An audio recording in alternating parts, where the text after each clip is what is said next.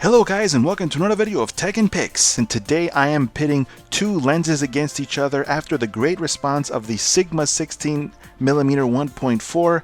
I am going to be putting it against its main competitor, the first in line to the throne for the 16mm lenses. Before we get into it, please don't forget to like this video and subscribe to my channel. What are the pros and cons of both lenses? Now today you can clearly see there is a huge difference between both lenses. First thing that we notice is that the Sigma is gigantic and the Sony is very tiny. Why would you choose the Sony 16mm over the Sigma? The great things that the Sony has going for it are the fact that it's really tiny. You can see it's like maybe 4 to 5 times smaller than the Sigma lens, and another great thing about it is that it weighs 67 grams. Compared to Sigma's 450 grams. If you are looking for something small and light and you want your average picture quality, then the Sony 16mm 2.8 should be a no-brainer. But if you want pretty much everything else, if you say, you know, I don't care if the lens is huge, I want amazing picture quality and, well, an f-stop of 1.4, then get the Sigma by all means. Now the bad things about the Sigma is that it is much heavier, it is much larger, but the picture quality is light years. It's not even part of the same galaxy. It's probably not even part of the same, I don't even know what's bigger than a galaxy, but it's not anywhere near it. It's millions and billions of light years away with respect to the picture quality of the Sony 16mm. Plus another main point is that you can drop the Sigma down to 1.4, whereas the Sony has a maximum aperture of 2.8. This is already a drastic improvement because from 1.4 to 2.8 you are actually earning a whole bunch of stops of light, which actually is great in the favor of the Sigma. Another great thing that the Sony has going for it is that the autofocus is really fast and the manual focus is actually pretty accurate. But the problem is that the Sigma also has really amazing autofocus capabilities and almost the same speed as the 16mm. And the manual focus, well, the manual focus is on the Sigma is a dream. It is really a dream, and it is the main reason why I'm keeping this lens, because I do a lot of manual focusing, especially during video shooting, and the Sigma is perfect. It has a perfect 180-degree turn in either direction. This is amazing, actually. So I am now going to get into a main image quality comparison because, of course, as you know, the Sigma 16mm 1.4 is actually sharper wide open compared to the Sony 2.8. But honestly, comparing them 1.4 to 2.8 would serve no purpose, so I'm going to compare 2.8 to 2.8 on both lenses and we will see a side-by-side comparison. Well guys, here is the basic side-by-side comparison, and already at a glance we can see that there is a gigantic huge difference. If you don't believe me, we can get in closer. These are the raw images. These have been untouched. I have not even touched these images at all. Both shot at 2.8, both shot at 16mm, of course, and both shot at ISO 400 at 1/200th of a second.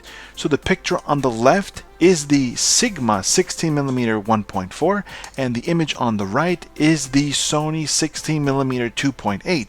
Now the images look pretty much the same. They were shot within a few seconds of each other.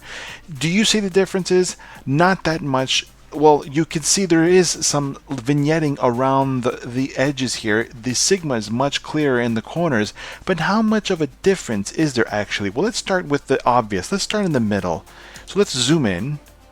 And already you can see in the middle there is a big difference in sharpness between the Sigma and the Sony. The Sony is just, it's not even sharp. You can barely make out any detail except for the lady in there. You can see has red hair.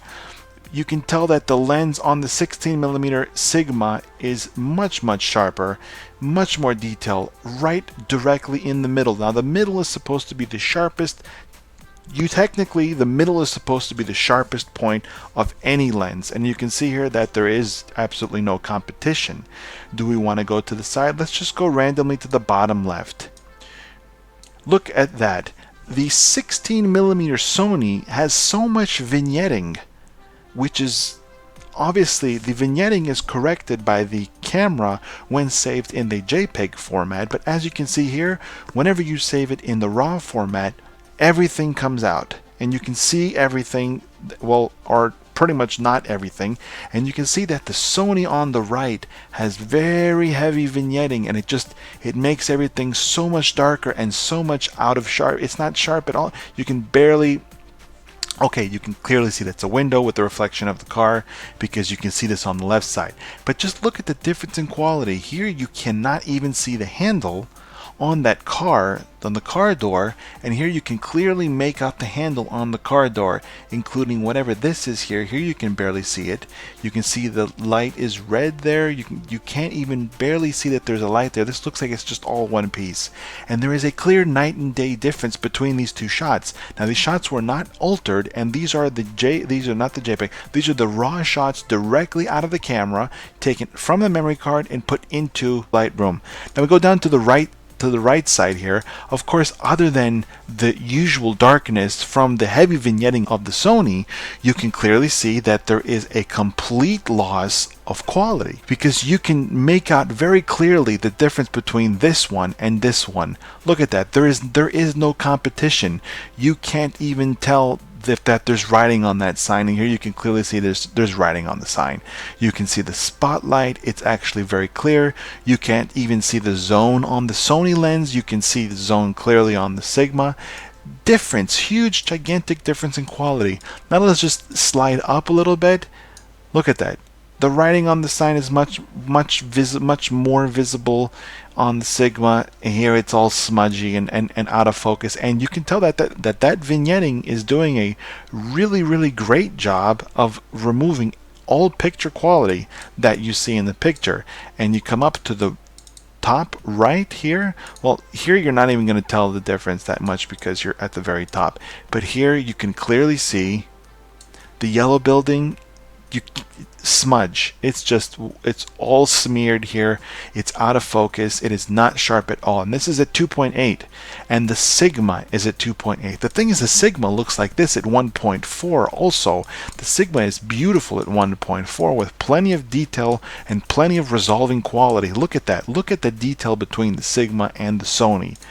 This is your main indicator about which of these two lenses to get.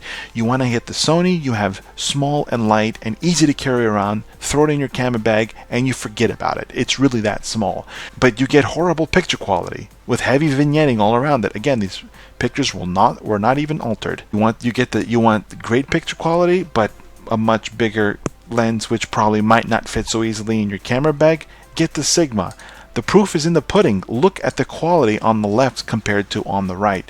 That is a lot more resolving quality, and this is at 2.8. And there you go. It is that simple. The main reason why you would choose the Sony is because it's small, it's light, and it has great autofocus. But that's about it. The reason why you would choose the Sigma is because the image quality is outstanding. It is one of the best on a Sony E-mount.